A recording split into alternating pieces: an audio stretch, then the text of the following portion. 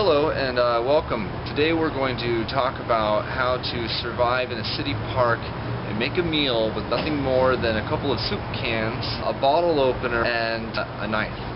This came about because yesterday I wanted to make some coffee and I quickly realized that I was all out of Coleman camp fuel, something I have to continually buy if I want to power my camping stove. So today I'm going to show you how to make something called a wood gasifier stove or gasification stove. I'm going to show you how to do it with no special tools, no power tools, no saws. I'm going to keep this very simple. And so let's get to it. Let me show you how to do this.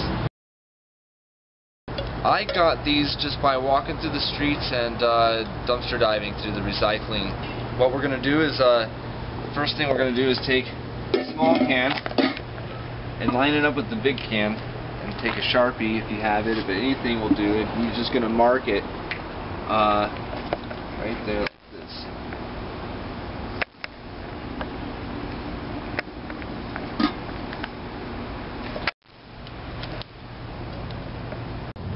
So the next step is to just draw another circle. You can just freehand this circle on the inside, about like so, and you'll understand why you're drawing the circle here in a second. You're definitely going to want a knife that you don't care about so much, because cutting into the metal, it is possible, but it'll probably dull the knife pretty badly. To do the next step, you just simply cut right into the can. We're basically going to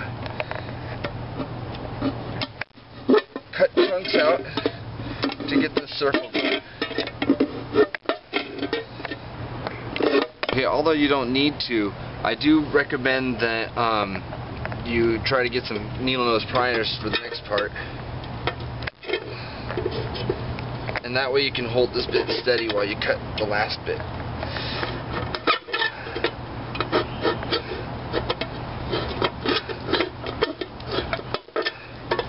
So in this next part, we're going to cut slits out to the outer circle, and it's very important. I might make a few mistakes, and if you do, that's fine, but try very hard not to go past the outer ring.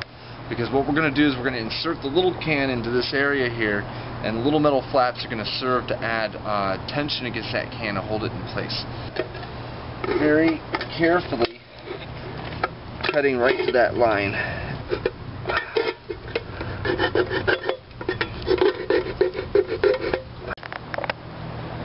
Okay, so what we've done now is we've cut the slits pretty much as close to that line as we possibly can. And we're basically just going to push all of them in, like so.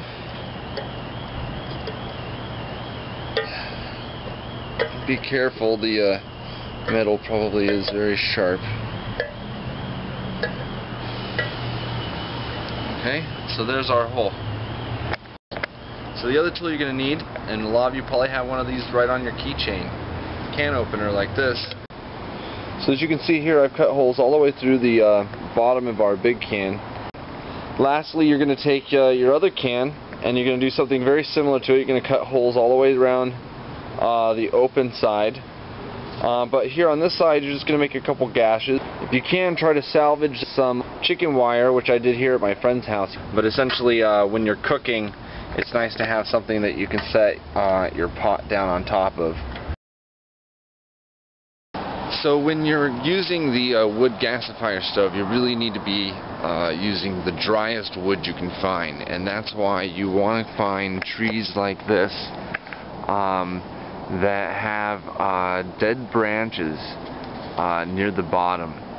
And the reason you want to take dead branches from the bottom of a tree like this is mostly because branches laying on the ground are probably going to be rotten or soaked, especially if it's been raining recently. This looks like another great source of dry wood, some dead branches down here, but let's check.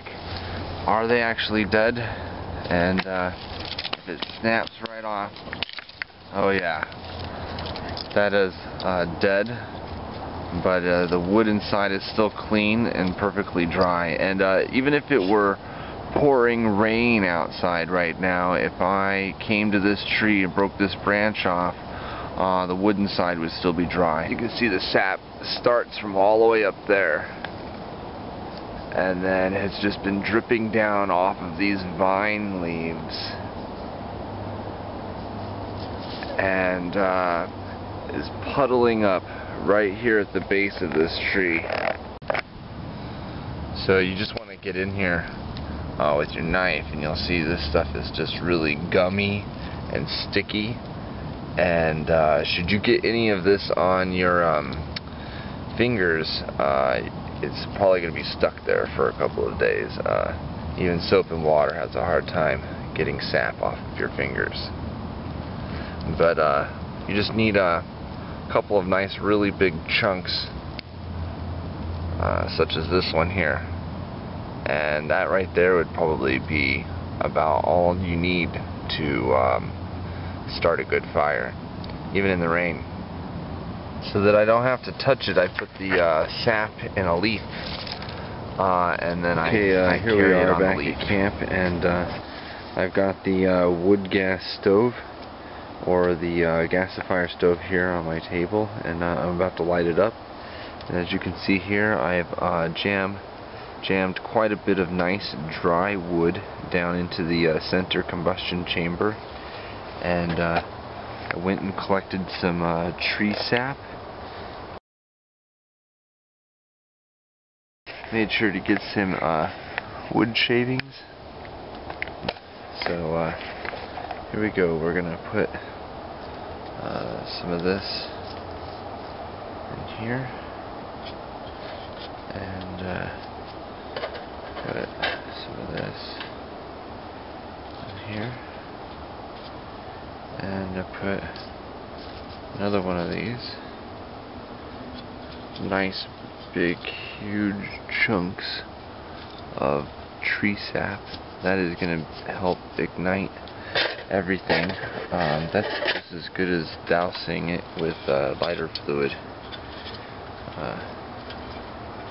And more dry wood shavings.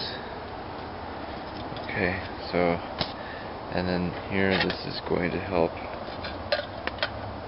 with our okay, and then what we have here tonight, we're going to make Szechuan chicken and vegetables over rice.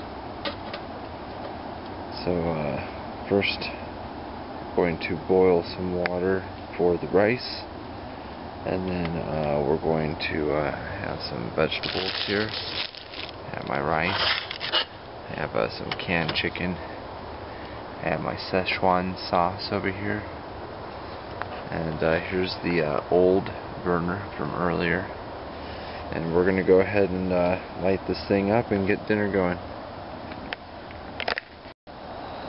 So one thing that I'm a little nervous about is I've never lit a fire this big in the city park. Alright, here we go.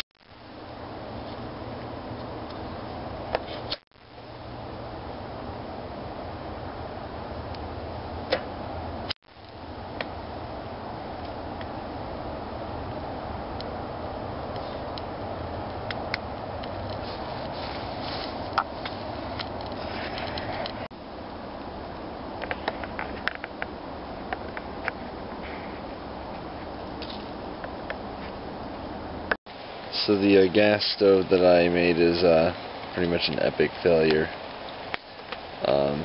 But I know that the first one I made works pretty good, so I'm gonna go back to using that one. And, see here, I loaded it up the same. If I have to guess, I would believe that it has more to do with the size of the chamber in there. This is a smaller can, so I think it's going to work a little better. So we're going to go ahead and light this one up and get our Szechuan chicken going here. So last night I never really did get the this version of the gas stove to work. I tried many different times with lots of different sap, and I think just the width of this area here, since the air has to go in through the holes of the bottom and come up and become heated before coming through the holes in the combustion chamber.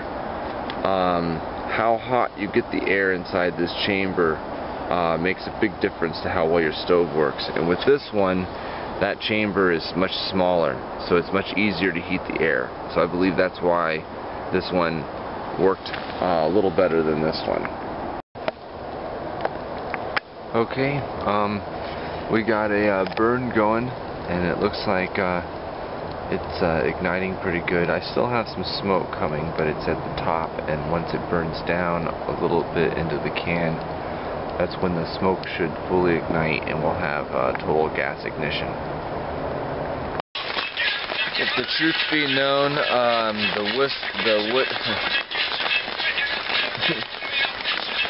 if the truth be known, the wood gasifier, gasification stove, whatever you call it, it was a failure. I did cook oatmeal, and I made coffee. I did do that. I did not, however, make Szechuan chicken and veggies over rice with a good gasifier in the fall, in the rain, in the city park. Didn't happen. But what I did do is I did get some white gas fuel for my MSR camp stove. So I will be having Szechuan chicken tonight.